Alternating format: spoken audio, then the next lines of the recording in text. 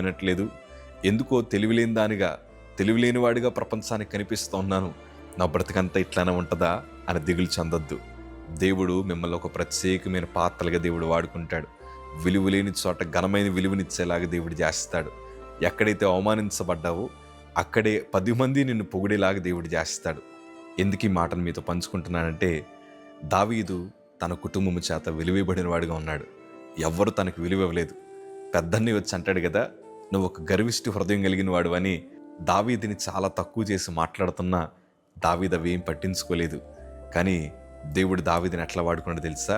ఇశ్రాయేలు ప్రజలందరి మధ్యన ఒక బలమైన వీరుడిగా దేవుడు రుజువు చేశాడు. అందరి కళ్ళు దావీదు మీద పడేలాగా దేవుడు చేశాడు.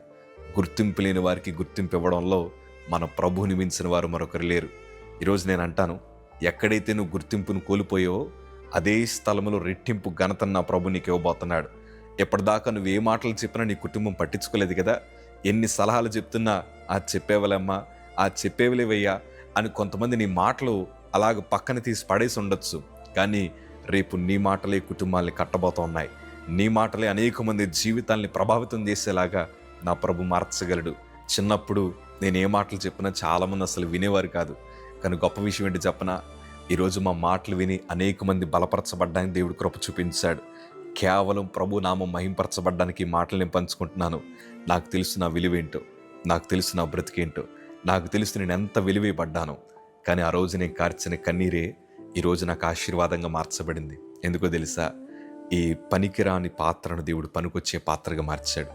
నన్ను మార్చిన దేవుడు మిమ్మల్ని కూడా మారుస్తాడు. వయసుతో సంబంధం లేదమ్మా. ఈ వీడియో చూస్తున్న మీ అందరితో నా ప్రభు మాట్లాడుతున్నారు. దేవుడు మిమ్మల్ని వాడుకుంటాడు, నిలబెడతాడు. ధైర్యంగా ఉండండి. ఈ 2026 సంవత్సరంలోనే నా ప్రభు మిమ్మల్ని ఘనపరుచునుగాక.